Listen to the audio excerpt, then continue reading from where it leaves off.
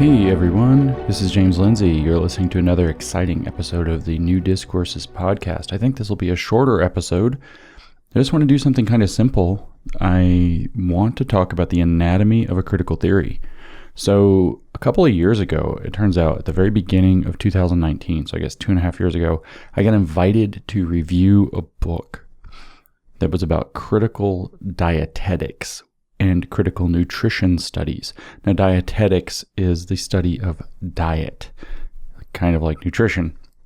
So it's not the other thing, Dianetics, which is Scientology. It is the study of diet. So it's related to nutrition. And so I got asked to read this book and to review it. And I thought, I don't know anything really. I mean, I try to eat right or whatever, but I don't know anything about dietitian work or dietetics. I don't know anything about nutrition studies. I'm definitely not a nutritionist or an expert in any of this. Why on earth am I being asked to review this? And of course, what I pointed out in my eventual review that I wrote, which by the way, I think has been taken off the internet. I tried to find it earlier and I couldn't find it except in my email where I had actually exchanged it. So maybe it's been taken down. But I pointed out that it's the word critical in that review that invited me to write the review of the book. So I read this book and it's insane. And, I wrote kind of this tongue-in-cheek or semi-tongue-in-cheek, I don't know how to describe it, review where I recommend the book, even though it's obviously horrible, because I say that it lays the ideology of critical theory bare and it shows what it looks like when it colonizes another field of study or institution or whatever. And the reason I bring that up today, despite not wanting to talk about critical dietetics and nutrition studies at all, is because that book really became the first time. So by about 2 years ago, I realized that it's actually possible, literally possible, to make a critical theory of anything. And that's actually a big deal because all you have to do is take any existing critical theory and then transpose out the relevant domain-specific terminology of critical theory A and stick in the domain-specific terminology of some other field, and you have a new critical theory B of that other thing, which shows that it's a complete intellectual swindle. It's a complete pile of garbage. What it is it's a sophisticated way of using academic language to complain in order to achieve a political agenda against something that you're mad at. That's all it boils down to. And so fast forward to last year, and I've told this story, I think I told this story on Joe Rogan's podcast that I did last summer. I was out for a walk with my wife and I suddenly had the realization of how systemic thinking works. And I wrote an essay on New Discourses after I went on Joe Rogan that said nobody is systemically racist or something like that, or why nobody is systemically racist. And I explained that the systemic thinking itself is a steaming pile of garbage. It's a terrible way to analyze. In other words, it's a very sophisticated way to complain about something you're mad at and want to tear down and destroy. Systemic thinking is not a good way to do almost any analysis. Now, last night on Twitter, at the time of this recording, I did a thread about this, and a lot of people have come into the defense of systemic thinking. We have to think in terms of systems, and I'm not convinced. As a matter of fact, well, I think there is sometimes something to the systems theory. It's mostly a way for people to camouflage bad thinking, lazy activity, and to import critical theories in stupid ways. And so what I want to do is give the anatomy of a critical theory, not so much by breaking it down just explicitly in the abstract, which we might get to, but I'm going to read through this thread that I did last night, which is like critical car theory. You guys have all seen how I did critical clown theory, which is like turning their game back on them. You will remember from last fall where I did critical election theory, where I just did the same thing with the election results, claiming that if you didn't believe in election fraud, then you were part of a systemic election fraud cabal or social contract or whatever you want to have. It's so easy to do this. You can see very quickly how garbage this is, but it's also very insightful to understand how the Marxian line of thought, which is when you start taking systems and then apply critical theory thinking to systemic thinking. It's so easy to see how it can be applied to anything and how it's just damaging and how it's, basically the kind of rent-seeking behavior of low-talent fools who can't succeed on their merits or don't have good or original ideas, but want to sound smart, want to sound like they're contributing, want to sound like they're identifying problems. And so, to start with a little bit of the abstract before I read the thread, that's where it all begins. The anatomy of a critical theory begins by thinking in terms of systems anywhere you can identify a problem that you want to make politically actionable. So that's the abstract expression. So you're going to find some problem that you want to make politically actionable, and you're going to use systemic thinking. You're going to talk about power structures or superstructures or systems of power or systems of activity in order to make it so that, in a sense, everybody can be blamed for whatever the problem is. So everybody has to get involved in making a change to overcome the problem. So the example I gave on Rogan's a little different than what I did on the thread. The example that's in my essay I wrote in New Discourses last year mirrors what I did on Rogan. So it's a little different than what I did on the thread. I just simplified it after literally I went to pick up some food yesterday and I was driving home and I saw a kid waiting to cross the street at a crosswalk. And turns out because it was like right after school, traffic was crazy. And so what I wrote, here's the thread. You're driving. You stop to let someone cross on a crosswalk and they do without looking. A car coming the other direction does not stop and hits the person. Who is at fault? And then I said, if we think systemically, everyone but the pedestrian, everyone who drives, sells cars, and so on. In fact, it would be everybody who's invested in the system. I didn't say this on Twitter. I'm now riffing. That's the first tweet in my thread. I'm not going to read straight through. You know how I like to comment. It's everybody who's involved in the system that enables cars to be on the road. Now, if you don't like the idea of the crosswalk and the person crossing the crosswalk, I think most of you who drive will have had the experience where you're on like a 4-lane, right? But not like a highway. And you stop to let somebody pull out.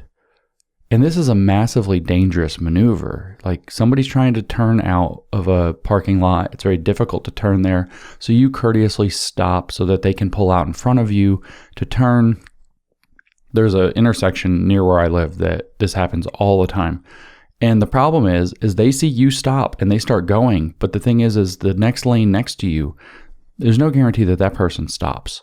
And in fact, a lot of times they don't. And a lot of accidents happen this way because they see the courteous action of somebody stopping to let them out and they start to go without sufficiently looking. So it could be cars and cars and cars instead of a pedestrian. It doesn't matter. Somebody tried to nitpick me about the pedestrian always having the right of way, blah, blah, blah. Well, that's true in some states, but I don't know if it's even true in all states. In the US, I don't know what the rules are in different countries. All I know is that you don't have to rely on that stupid detail if that's the thing you want to nitpick. The point is that everybody involved in the economy of cars, if it was, say, racism we were talking about instead of cars, we would say everybody involved in the economy of racial difference. If it was sexism, we would say everybody involved in the economy of sexual difference. That's a feminist thing. Economy of difference. Here, everybody involved in the economy of cars, whether it's producing them, consuming them, making a business reliant upon them, etc., is going to be complicit. And if you think that this is an exaggeration, remember, there is a book that is of some significant influence from 2010 that I've cited many times called Being White, Being Good by Barbara Applebaum. It is about, if I remember the subtitle off the top of my head correctly, it is White Complicity, White Moral Responsibility, and Social Justice Pedagogy. So the point of this book, which is then framed in the sense of education, is that all white people are complicit in systemic racism. And she says repeatedly in that book, all white people are complicit. All white people are racist. She says it explicitly in the book over and over and over again. In case you wonder, this is tucked within the education branch of critical whiteness studies, which is a subdivision, whether they like it or not, of critical race theory. So they do think this way. Everybody involved in the economy of racial difference who benefits from it in some way or another is complicit. So when we say that if we think systemically, this is back to my tweet, everyone but the pedestrian is at fault. Everyone who drives, sells cars, is involved in the production of cars, is involved in running a business dependent upon cars, anything that supports a society that operates with cars. And this is actually a little bit real, by the way. There are lots of cities trying to ban cars. There are movements that have tried to ban cars making these arguments. So this is the anatomy of a systemic critical theory. In other words, a Marxian theory, which thinks about the systems, whether it's the class system, whether it's the race system they believe operates, whether it's Marxist feminism that believes there's a patriarchy that's patriarcho-capitalist, whether it's other feminism, whatever. This is the idea behind systemic thinking. So what I went on to tweet was, we have a system that leads people to drive cars, to need to drive cars, to be unable to solve their problems without driving cars, in which people profit from selling cars, making cars, putting fuel in cars, extracting, refining the fuel, the metal, the rubber, etc., to make cars. So now you start to see who all is complicit in the production of the cars. And remember, we're just saying who is at fault for the fact that a pedestrian got hit by a car, or we could say that it's for the 30 some odd thousand traffic deaths that occur every year and the untold numbers of injuries and economic damage. Or we could say that we could look at it in terms of a racial lens or a sexual lens. I think I get to that later in the thread, so I won't get into it. But now, everybody who's involved in selling cars, making cars, putting fuel in cars, so now all your gas station attendants, all the gas stations themselves, everybody who's ever used a gas station and contributed to the existence of gas stations with the money they gave them. You could even go as far, if you really wanted to get wacky, by saying that the capitalist system that relies on money at all would create this thing, and you wouldn't need it otherwise if we were in a perfect communist system. So everybody involved in money, you can take it as far out as you want. Everybody involved in extracting and refining the materials to make cars or roads, or the materials that make pieces of cars, or the people who feel like cars make their lives more free or better, or whatever it happens to be. They are all part of this system that leads people to drive cars, to need to drive cars, to be unable to solve their problems without driving cars. That's what I've said. This is systemic thinking. All of those people I put on Twitter, everyone who supports an economy of cars is complicit in this system. And every traffic death, injury, or inconvenience, not to mention the different impacts on people because not everyone has cars or equally good cars, these are all systemic harms based on cars. And these people are all complicit in those systemic harms. All the traffic deaths, all the injuries, all the inconvenience, all the expense, all the wasted money on insurance, all of the lack of better systems like rails, all of the poor efficiency of land use, blah, blah, blah. I mean, we could do this forever to think of every freaking possible problem that exists because of an economy of cars. And everybody who participates in this, everybody who wants to have their house further apart or live out in the suburbs or whatever it happens to be, that's real, by the way. The live out in the suburbs thing is real, are all contributing. We could go into the whole climate change thing. I said traffic, death, injury, or inconvenience, all the pollution, all the externalities, all of blah, blah, blah, some hurricane, all because we have a system of cars, and everybody who benefits in the economy of cars, everybody who benefits from that is complicit in maintaining that system. They are all guilty, and included in that, they're all bearing some moral complicity for the kid who got hit, or maybe it's an adult, I didn't specify on Twitter, at that crosswalk because one person stopped and the other person didn't. This whole system, I said, and all its beneficiaries are therefore complicit in car culture, which kills tens of thousands per year. I didn't go into the pollution, etc. They have car complicity, I said, which they rationalize as normal and justified because it benefits them.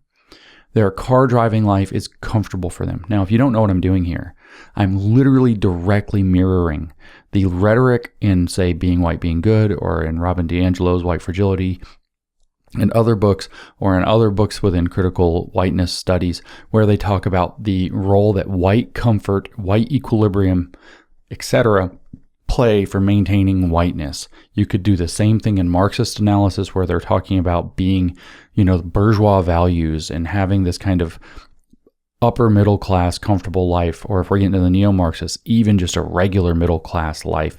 It's comfortable for you.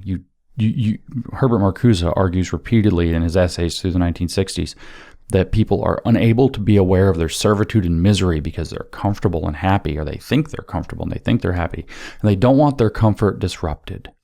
So car driving life is comfortable for people, and obviously that what I'm doing is mirroring neo-Marxist and woke and Marxist language about how systems work to create in people a false consciousness where they're going to want to maintain the oppressive and damaging system for their own benefit, even though it's oppressive and damaging, whether it's causing pollution and climate change or some other global problem that needs a giant response where we all have to do our part, whether it's leading to, tens of thousands of unnecessary injuries and deaths, blah, blah, blah.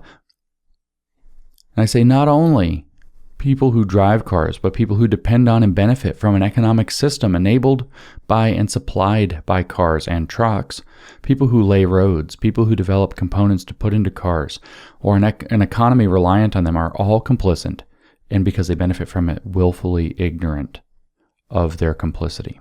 This is exactly the argument that critical whiteness studies makes about whiteness. This is exactly the argument that Herbert Marcuse makes about capitalist consumer culture. This is exactly the argument that the Marxists made about bourgeois values maintaining Marxism. Maintaining capitalism against Marxism. And so that's as far as I went with the thread. I added a little bit more later, but then I was going to just wrap it up there. I didn't want to beat a dead horse. I said, this is how systemic thinking works. This is a Marxian theory of cars. This is critical car theory. And I said, it's ridiculous bullshit, because it is. And then I said, now go back to the top and make it about a teenager who dies of myocarditis after getting a COVID vaccine. Fun.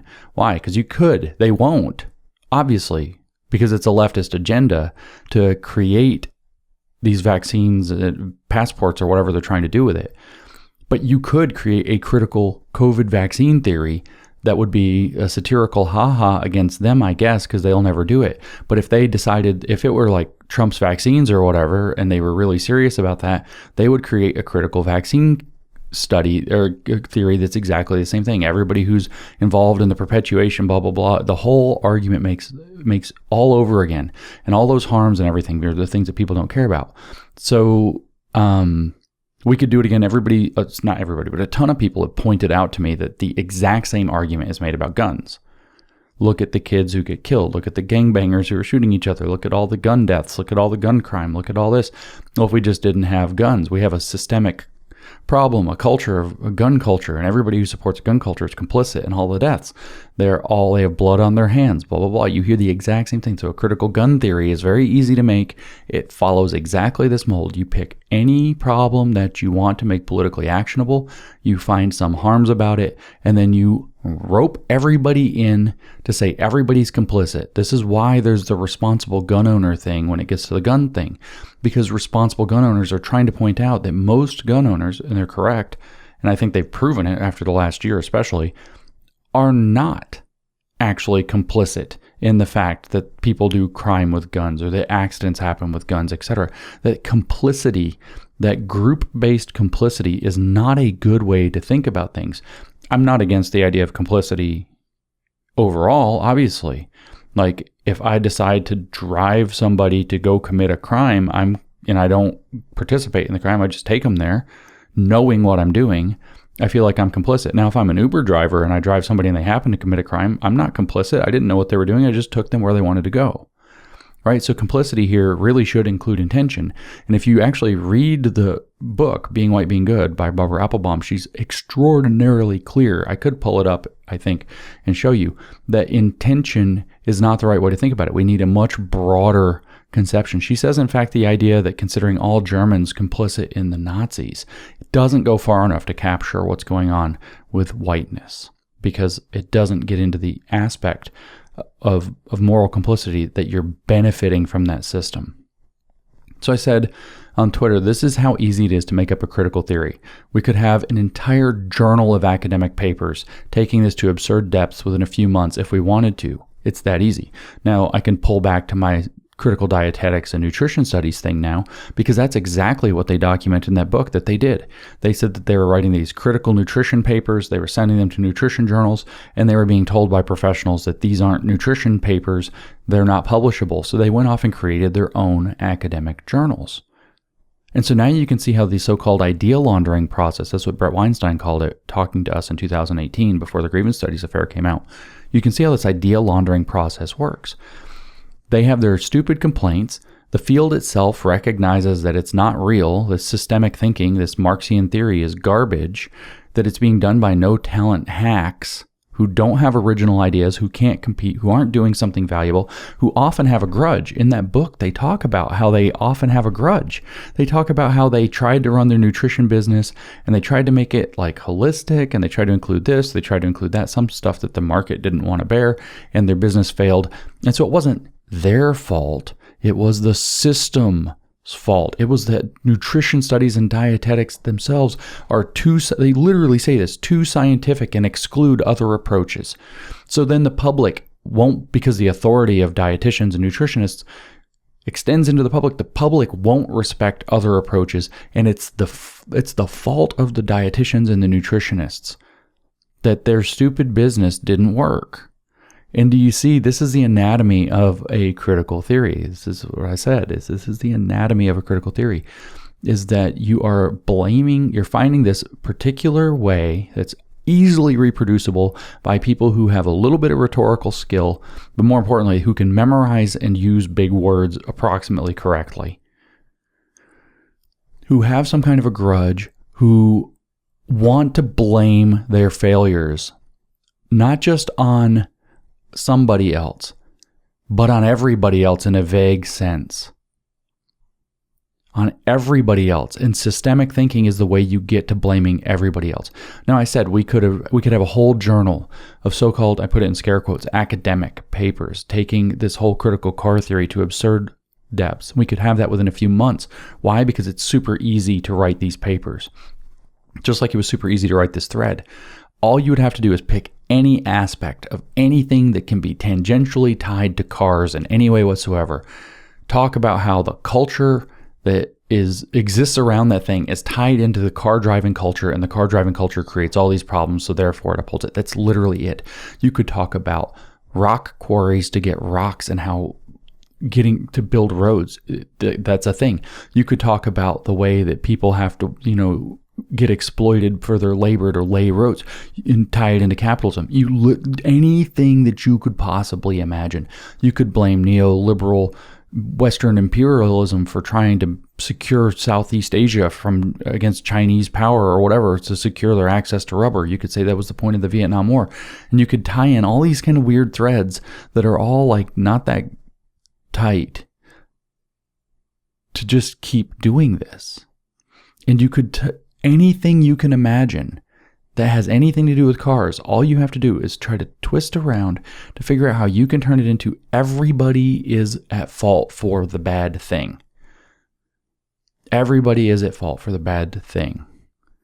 You could very easily get into the idea that some people have Lamborghinis and other people have Porsches and other people have to drive like a Toyota or something, or even used cars only, or, cars that don't work. And there's an entire subclass of people who can only kind of afford broken down cars because blah, blah, blah, car culture and capitalism.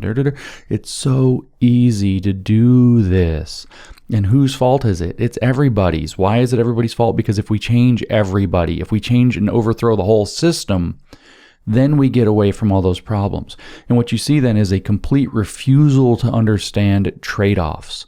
The complete refusal to understand that there are, for the costs that come with driving cars, whether that's pollution, whether that's injuries and deaths to a certain degree, there are also massive benefits. And of course, they're just going to frame the benefits out in terms of something that's either insidious, they're going to say, oh, it gives people more freedom, but they use that freedom to do terrible things and to not care and or in terms of economics, which they're going to tie back to capitalism as like the evil of the world that has to be destroyed. And this is how they all work. And we literally could have an academic journal with 50 to 100 papers a year on critical car theory put together by the end, like now, literally, it'd be that easy to make. Fill this thing with stupid papers that argue these stupid things that are actually, they could be peer reviewed, the whole thing, a critical theory of cars. And with like the critical dietitian and critical nutrition studies stuff, about 3 years in, they can get a library to take it seriously. And once one university library takes it seriously and buys access to the journal, they can then link it to a real journal publisher that wants to make a profit off of this and doesn't care. And then all the libraries start buying it. The libraries don't care. They're just burning through money that's like whatever. And then all of a sudden you have an academic discipline that's made out of nothing. That's made out of complaining and blaming everybody for some problem that avoids in any regard whatsoever anybody ever taking responsibility for anything. And I'm telling you, you can do this with literally anything. I did it with cars. I've done it with clowns. I've done it with election theory. They did it with whiteness. They've done it with feminism. They've done it with anything you can imagine that has a politically actionable use. What's a politically actionable use of cars? Well, you want to get a car-free world. You want to concentrate people into cities. You want to give them some kind of a totally different life. You want to stop climate change. There are all kinds of politically actionable maneuvers that they can use for their stupid agenda. And then they can create a critical car theory that's designed to complain about it in a targeted way that's going to try to achieve that goal. That's all Marxian theory is. That's all it does. Ruthless criticism of everything that exists in order to awaken the revolution. That's Marx's idea. So what I said to kind of wrap this thread up was papers could include how systemic car normativity, that's what I decided to call a culture of cars, that where it's normal that we drive cars, it's expected, that freedom is tied to it, blah, blah, blah. Papers could include how systemic car normativity is entwined with capitalism, racism, sexism, et cetera, et cetera, et cetera. You know, there's a racial disparity in who gets to drive the cool cars, and then who has the expensive cars, and who has to drive junkers, or who can't get a car, or who's excluded and has to ride the bus, public transportation, blah, blah, blah. If we all just rode public transportation, it would be different. We could dig into the various aspects I said of how neoliberalism depends on car-based economies. Neoliberalism is kind of them, but it's like their big enemy. They actually have some pretty good critiques of neoliberalism. I think it's because wokeness is, as an iron law of woke projection suggests, a self-loathing and projecting onto your political enemies the things they hate about themselves. But they always complain about neoliberalism and capitalism. So they could dig into various aspects of neoliberalism and or capitalism depend on car-based economies, but that there are other alternatives that we could reimagine. We could reimagine the economy in a different way. And that if we all actually had UBI or whatever, if we actually had a redistribution of wealth that was fair and equitable, we wouldn't even need cars. We could all work from home because, of course, the goal with them is to create a permanent creative class, which is what they're able to leech off of. They don't do anything productive. You don't see them digging a hole anywhere. You don't see them building a single damn thing. They're not building any buildings. They're not laying a road. They want to be part of the creative class because they feel like that's where they belong. And in their creative class, they want to do something they're actually not very good at. So then they blame the system that they're not good enough when other people are better. I said they could do so many absolutely nonsensical things that intellectuals love. And that's how it gets through the door. Intellectuals will then read this. If you remember my other podcast, I think it was an James Lindsay Only Subs, where I was talking about good liberals. Maybe I did it as New Discourses, and the way that good liberals project or protect and entrench these stupid critical theories is they read this stuff and they're like, very smart, very analysis. Oh yes, systems.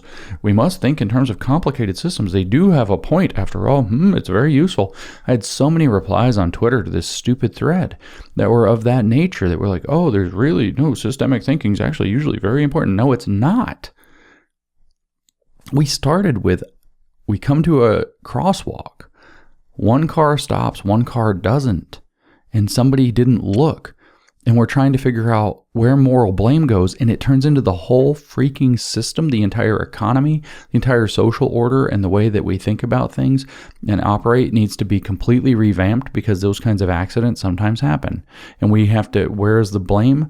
Well, we don't want to blame the pedestrian who didn't look. We could blame directly the person who actually struck the pedestrian in this thought experiment. But if we blame that person, we would just say that it depends on who they are. We could say that they're a victim of, they've internalized car normativity. They thought that it would be normal to do this, blah, blah, blah. It was just an accident, they would say. They would have all these apologetic explanations. Oh, it's just an accident. That's one of the ways that car normativity rationalizes. And I said, the conclusion then of critical car theory is, well, we have a need for self-driving cars and a car-free, primitive or hyper-urban society that's somehow not primitive. We need government programs to make owning and operating a car very expensive so we can abolish cars or whatever. Whatever leftist Marxian political football can be tied to car driving. That's the conclusion of critical car theory. That's the point of a Marxian theory. That's all these people are doing. And they're tricking people over and over and over again, whether it's racism or sexism or whatever, because those have emotional valences. So when you pull it back to cars, it's easy to see how ridiculous it is. And I said, and if you disagree, you just want people to die in traffic accidents. There's your moral authority draining attempt. So you're now complicit in mass vehicular homicide and manslaughter. That's where they use hyperbolic language to tie you into things that you aren't complicit in. Like when Barbara Applebaum says that, you know, if there is such a thing of any degree of white privilege and you benefit from it, then you're complicit in white supremacy, which is pretty extreme. Which is also being tied in right now with what's going on at like the Pentagon, to say that every normal American who is not on board with woke garbage might be a white supremacist and therefore a possible domestic terrorist that might need to be investigated by the three-letter agencies or looked at by eventually by the military. Pretty scary. This is how they do, though, and all it is a power grab. So if you disagree, you must just want people to die in traffic accidents, or you want pollution or whatever. And I said, and to refuse to admit your complicity in the system because you want to maintain your own benefit and comfort, because you lack moral humility and stamina. And that is a direct paraphrasing of Robin DiAngelo saying that people that don't want to become anti-racists on her ridiculous, demanding, cult-like terms lack racial stamina, can't endure racial stress. They lack racial humility. It's exactly that. All I'm doing is echoing their own words about whiteness and putting it into car system, car normativity, which is made up. Now, I said we could do this with anything, and I brought up guns, and I mentioned the clowns and the other thing. But the fact is, the original formulation I did with this on Rogan, and then that I did in my essay on New Discourses, I actually said that the way I made it even more obviously accidental. Okay, so in that construction, the way I framed it out was that because I was walking with my wife, and I saw a bottle laying on, you know, the edge of the sidewalk or whatever, and I thought like a beer bottle or something, and I thought, okay. Imagine I trip over this bottle and I bump into my wife and I knock her into the street, and a car is speeding along at just the wrong instant, and that car happens to hit her.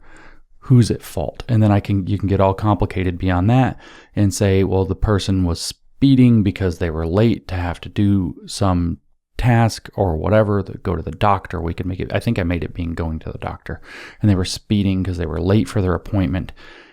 And once I did that, now you've got the critical car theory with car normativity that you can implicate, the entire system of cars. You can now do the entire system of alcohol, because how else would that beer bottle have got there for me to trip over? That beer bottle wouldn't have been there if it weren't for a culture that allows people or wants people to buy beer and drink beer or drink liquor or whatever.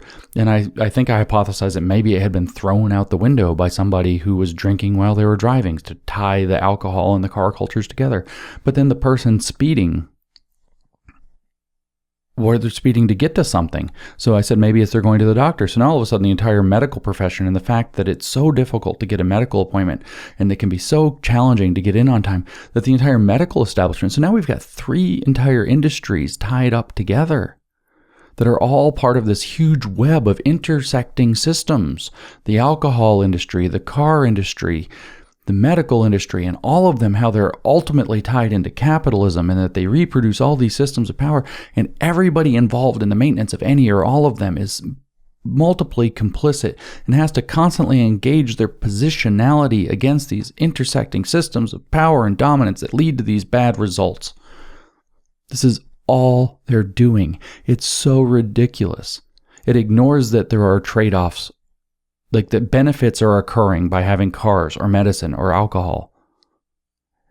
That capitalist economies are actually positive-sum games. They actually do raise all ships.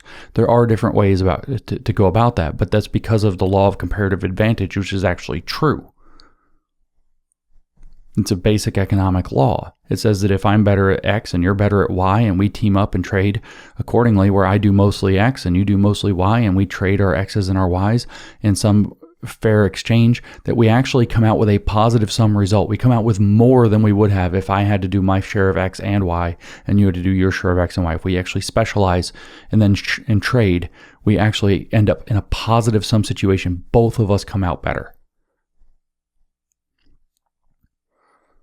It misunderstands the idea of trade-offs. It misunderstands the idea of accidents. This is in effect, and I don't want to get too philosophical about this, but this is in effect where you have Heidegger, of all people to bring up, where you have Heidegger talking about the flungness of life, of being, a flungness. You're being flung into the world, and the world is not perfect, but if we just were to all get together and make it perfect, then the world would be perfect. We're flung into this miserable existence where things aren't perfect. And rather than figuring out some way to have a reasonable explanation for the evils and shortcomings of the world, we decide that we, in our arrogance, can just figure out how to blame everybody and force them all to be aware of their problematicness and change the whole system to something that literally every single time it's been tried, it just killed tens of thousands or tens of millions of people. Utter catastrophe, with the hubristic belief that it'll work this time. So this is how you construct a critical theory of anything. Now, the one thing that I left out here, I said this part with the Robin DiAngelo, you lack the moral humility and moral stamina to challenge your own benefit and comfort, or even to recognize it. And that taps into, obviously, the last piece in the anatomy of a critical theory, which is to forbid questions, essentially by branding as fragile or stupid or morally deficient anybody who disagrees. That's it. So people actually, I did this on Twitter, people actually, were saying this is a stupid example, and I just said, this is car fragility. You disagreed with my critical theory of cars, it's car fragility. You want to maintain your benefit. You don't have the moral humility and moral stamina to endure the stress of having to challenge your own way of life. Stupid example. Yeah, car fragility. So what you do is you forbid questions. That's why it's an intellectual swindle. And Robin DiAngelo does that explicitly with white fragility. Allison Bailey does it with the idea of privilege-preserving epistemic pushback, where if you disagree with social justice nonsense or neo-Marxism, you're actually not doing so for any legitimate reason. You're only doing so to preserve your access to privilege. Barbara Applebaum goes on and on about this in her book about white complicity. It's all over the place. Willful ignorance, active ignorance, pernicious ignorance, internalized dominance, internalized oppression, internalized racism, internalized transphobia, internalized this, internalized that, false consciousness, acting white, model minority.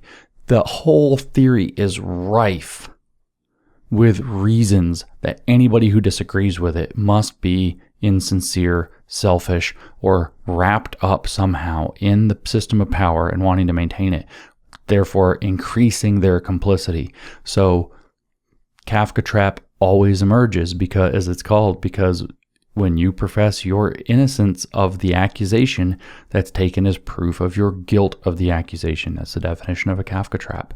So, I'm not a racist. Oh, that's what a racist would say. You're just exhibiting white fragility. You're just pushing back to maintain your privilege. You're willfully ignorant. In fact, you're actively ignorant and perniciously ignorant because it causes harm for you to maintain this ignorance. But if I happen to be, say, black, I was just doing that so I could maintain my ability to act white. I'm not politically black, I'm only racially black, therefore I'm a race traitor. Do you see how it works? So that's the last piece in the anatomy of a critical theory. Everybody who criticizes you is somehow deficient, whether it's morally or whether it's epistemically. You don't understand systems. I got that on this thread. You don't understand how important it is to think in terms of systems. People said immediately, wow, this is kind of right. It's kind of true, though. I can't find one very quickly.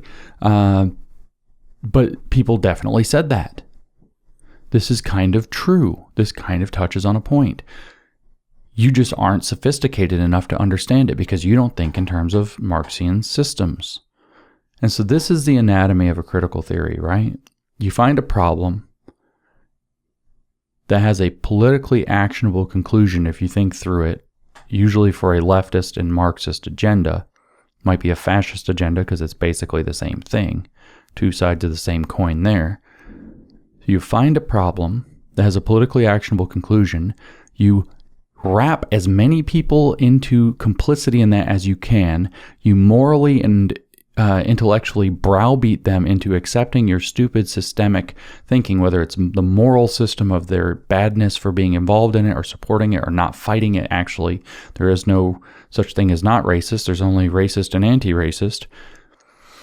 You browbeat them intellectually for not understanding the systemic nature of the problem. You browbeat them morally for making them feel like they're a bad person for maintaining the problem, which causes all these harms. We hear about harm and trauma all the time, the problems, the problematics. You ignore the fact that there are trade-offs. You ignore the fact, for example, with cars, that the boost in freedom, the boost in economic activity, etc., are well worth some of the cost. And of course, we want to still minimize those costs. And we take steps like seatbelt laws, like designing cars that have a higher safety record, like caring about the safety record of a car. One of the biggest selling points of Teslas wasn't that they were electric. It was that they had above a 5-star safety rating. They were so safe that they beat the safety rating. Like the safety rating couldn't rate how safe they were. They were safer than the safest thing the safety rating could. People care about that. We want to minimize those things. Everybody wants to minimize those things. So you take this thing that everybody's already doing and then pretend nobody's doing it. And that's why you're all bad. And then in the end, you tie it to some political football that you want to move for some agenda. You constantly push and twist the ratchet in that direction. And you call anybody who doesn't go along with you stupid or evil. You tell them that they don't have the intellectual or moral capacity to understand the more rarefied thing. And you think, well, that's just like stupid Robin DiAngelo. No. What do you think Herbert Marcuse's One-Dimensional Man was about in 1964? What do you think it was about? What do you think Max Horkheimer's point was when he wrote Traditional and Critical Theory in 1937? One-Dimensional Man said that the capitalist consumer society makes people one-dimensional. If they had a critical second dimension to their thought, if they thought in a second dimension, they didn't just think inside the system, but they created a critical theory-based second dimension of thought, they'd be more sophisticated and they would want liberation. They would have a whole different way of thinking about the world. Same thing. Horkheimer. Well, traditional theories are great for understanding the world, but they can't tell you what you should do with it. They can't connect the is to the ought. We read that in Marcuse also. They can't connect the is to the ought. We can't get to what we should do without a critical theory, which is just their religious view of what we should do. And we can go back all the way back to Marx's idea of scientific socialism, where he laid out the idea of the socialist man who knows with his socialist theory, his Wissenschaftlicher Sozialismus, or whatever it is in German, scientific socialism, which is a higher level of science than just knowing things. You have to know things to know things. That's the traditional theory that came around later, but you have to frame it in terms of theory. You must wed the theory to praxis. You must have a second dimension to your constitution, your thinking, and your activity, or else you're not there. Same thing. We could take it all the way back to Hegel, where he's talking about the difference between Verstand and Vernunft as part of Wissenschaft. So science or knowledge, Wissenschaft, has two components according to great intellectual swindler Hegel. It has understanding at the low level, Verstand, and at the higher level it has Vernunft, which means reason as it gets translated. I would say that it's like rationale or rationalizing. It is in fact, though, it is systemic thinking in his systematic philosophy. When you understand the bigger picture of his systematic philosophy, then you're engaging in the higher level reason that gets attached to those lower level understanding how things go, which we read in Alison Bailey, who I mentioned before, The Privilege Preserving Epistemic Pushback. She says that critical thinking, these are the modern terms for these things, there's Verstand, critical thinking, is about epistemic adequacy, knowing what's going on. This is in her paper, Privilege Preserving Epistemic Pushback in Feminist and Critical Race Philosophy Classrooms. From 2017. She says the critical thinking tradition is concerned with epistemic adequacy, knowing what you're talking about, in other words, evidence, soundness of argument, validity of argument, etc. whereas the critical pedagogy or critical theory-based line of thought is rooted in completely different assumptions that come out of neo-Marxism. She says that. I'm not riffing. She says they come from the neo-Marxian tradition or neo-Marxist tradition that is concerned with the effects of power dynamics. And then in the same paragraph, she goes on and says that what you're doing is reinscribing power when you disagree with them. It's exactly the same thing. We traced it back to Hegel. It probably actually comes back to Rousseau before Hegel. Hegel borrowed a lot from Rousseau. And Rousseau had a lot of these views that the Enlightenment was too rational, and then we had to find ways to incorporate the emotional and the instinctual. So now we're talking mid-17th century. This is an old line of thinking. This isn't just something that's silly. It's not just Robin DiAngelo, but we can tie it to another paper, Alison Wolfe, from 2018, where she complains about the so-called reason-emotion divide in philosophy classrooms. Not a hugely impactful paper, not a big famous character, but published in Hypatia, the leading journal of feminist philosophy. And she argues that it's a problem that in philosophy we divide reason and emotion. This is a straight echoing of Rousseau. This is straight echoing of Rousseau. What are we looking at? 270 years later or something? The same stupid ideas. And this is the anatomy of these critical theories. It has a long lineage. It goes way back. This is what they are. This is what they do. This is how stupid they are. Critical car theory. People get hit by cars. People die in car accidents. Cars cause pollution.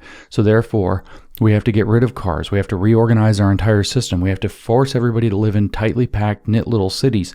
We have to rethink and reimagine the system. We have to get away from cars entirely. We have climate change to worry about. Blah, blah, blah. Political football, blah, blah, blah. And everybody's complicit. And if you don't understand how you're complicit, you're too stupid to understand sophisticated systemic thinking. You don't understand theory. You are a pleb. That's the whole game. So I hope this has been an enlightening and informative podcast. It went a little longer than I thought it would, so that's exciting. To show you the anatomy of a critical theory, to show you the anatomy of systemic thinking, to show you just how stupid and bad and dangerous and irresponsible and unrealistic and uninformed it is. There's no I can't say that word on the spot, perspicacity to a critical theory. It doesn't know what it's talking about. It doesn't know what it's doing. This is why they had the podcast before. Communism doesn't know how. Buy the shirt. Communism doesn't know how. Why? Because it doesn't bother to understand things. It's done by talentless hacks who can't actually achieve building in anything, so they want to blame somebody, but not just somebody else. It's not just your fault, Mom. It's everybody's fault. The whole system is against us. And we can tie that to Heidegger and his flungness, and we can tie that all the way back to the Gnostics before the first century, who believed that we were flung into life. What do you think the Prometheus myth is about? We're flung into life. The world is disordered, and that's the cause of our unhappiness. And if we just had the special knowledge, say a critical consciousness, if we had the special knowledge, a class consciousness, racial consciousness, feminist consciousness, if we just had the special knowledge, we could figure out how to reorder the world so that our misery would be gone. It's the world that must change, not us. It's not us that must accord with the natural order or the way things are or what is. Those things, the natural order, human nature, reality as it is, the world as it is, all of those things are they're just narratives and ideologies spun by people who want to maintain their power and privilege. It is the world itself that is wrong. And if we just were to be given the secret knowledge, if we were just given the light of heaven, then we would have that secret knowledge that we would then be able to reorder the world so that we don't suffer. And it's everybody who doesn't want that who's the problem. Everybody who doesn't understand that who is the problem. So then we end up with characters like Lenin who accelerate the contradictions into mass graves because the stupid kulaks aren't on board. They're holding back the revolution. You have Mao destroying the four olds along with hundreds of millions of people. Why? Because they are too stupid to understand the nature of the systemic problem that we face. Modern Gnosticism, that's a critical theory. Critical consciousness is its expression. That's the gnosis. This is not the Gnosticism of if you want to be a hippie or a mystic or whatever you want to be Gnostic in that regard. I don't care what your religion is. This stuff is properly dangerous, however, because it's really, really, really dangerous when your gnosis is how to reorganize all of society so that all the problems will go away, and that your belief ultimately comes down to the fact that everybody who's not on board is either too stupid or too evil and therefore needs to be silenced or eventually shot to get them out of the way.